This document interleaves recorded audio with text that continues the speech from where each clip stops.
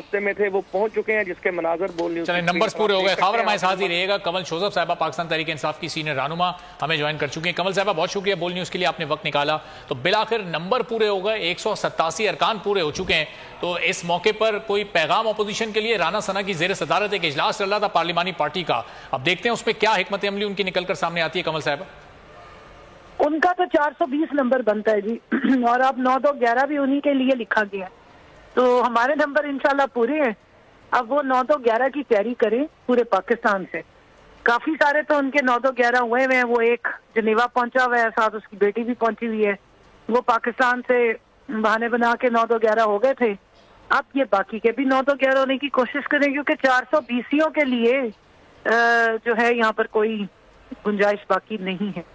عوام نے 17 جولائی کو پہلی دفعہ بائی الیکشنز میں 53% ٹرن آؤٹ کے ساتھ نکل کے بھرپور طریقے سے عمران خان کو ووٹ دیا تھا، اور ان چوروں کو پنجاب کی جو چھینی ہوئی حکومت تھی وہ ان سے چھین کے واپس دی تھی. تو آج آپ دیکھ رہے ہیں کہ خان صاحب کے جتنے بھی ساتھی اور سپاہی ہیں وہ موجود ہیں. انہیں پتہ ہے کہ عوام کے مینڈیٹ سے آئے ہیں، اور انہوں نے اس مینڈیٹ کا دفاع کرنا ہے جو مینڈیٹ عمران خان کو دیا گیا تھا.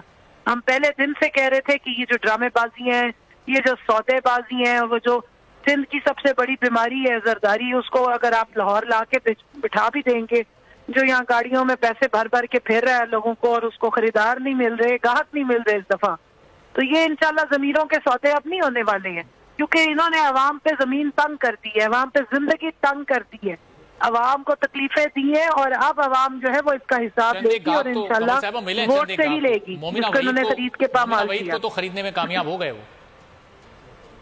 وہ جنہوں نے ضمیر بیچنے ہوتے جی، اچھا ہوتا ہے کہ ایک دفعہ سارا چھاننا لگا ہوا ہے، چھن جائے. لیکن بات ساری اتنی ہے کہ اس وقت آپ کے سامنے ہاؤس ہے، وہ جو 5-6 بیچارے گیلری میں بیٹھے تھے ان میں سے بھی سارے بھاگ گئے ہیں. وہ جو حکومت لے کے جانے لگے ہیں وزیر داخلہ، جن کو ایک غنڈے کو وزیر داخلہ بنایا ہوا ہے، جس کا کام ہے کہ آپ ملک کے اندر اب دہشت گردی کی جو انہوں نے فرمائشی دہشت گردی بڑھ رہی ہے اس کو روکے، اس پہ جا کے کوئی کام کرے. آپ کو کوئی سٹیٹمنٹ نظر آئی ہے؟ وہ جناب ایک غلام گورنر صاحب کے آگے پیچھے پھیریں گے جی ہمارے حکم کی تعمیل ہوگی اور ہم گورنر راج لگا دیں گے، ہم یہ کر دیں گے، ہم وہ کر دیں. بس کریں.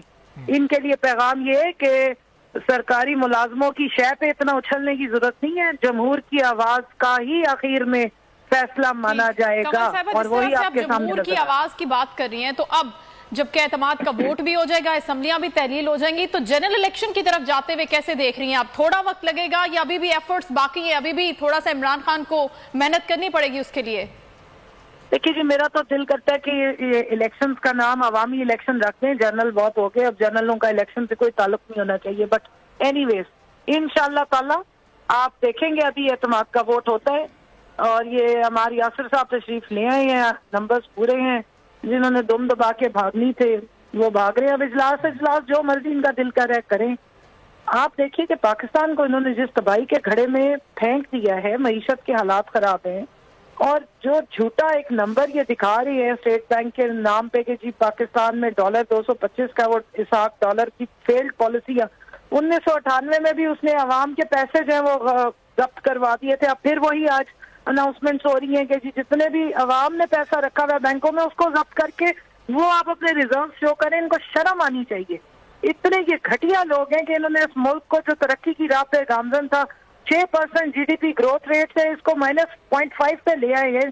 عوام جو ہے وہ آٹے کی لائنوں میں وہ جتنے کپڑے بیچ کے عوام کو آٹا کر دینا ٹھہراتے ہیں کہ آپ کی گورنمنٹ میں ایسے فیصلے ہوئے جو بہت مشکل فیصلے تھے، جس کا نتیجہ، جس کا خمیازہ آج ان کی حکومت بھگت رہی ہے. آپ اس کو کیسے ڈیفینڈ کریں گی؟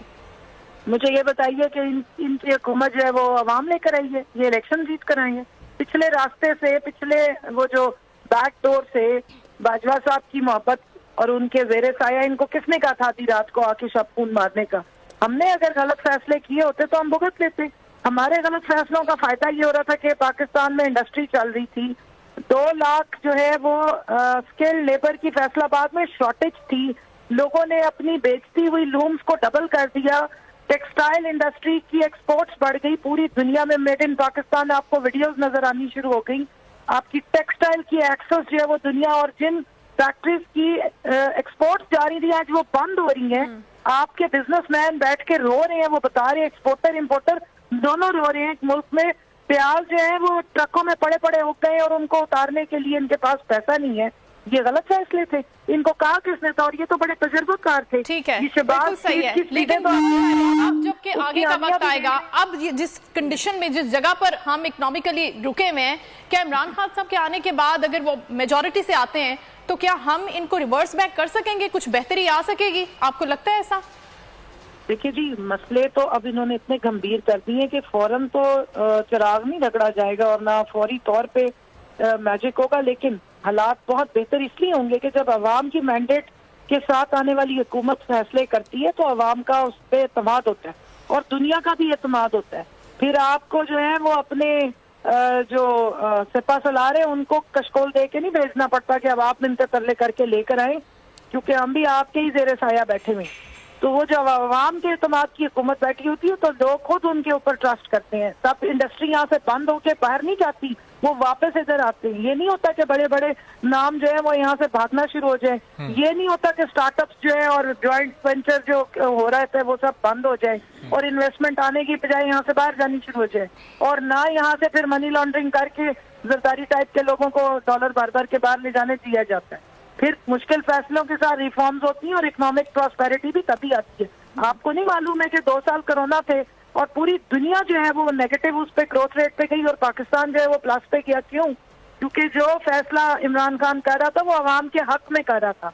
जब ये सारे चीखते थे कि सब बंद कर दो, भूख से तो कोई नहीं मरेगा, कोरोना से मरेंगे, अल्लाह ने मेहरबानी की, अल्लाह की बरकत आई, कोरोना से भी लोगों को बचाया और भूखा भी नहीं मरने दिया। क्यों?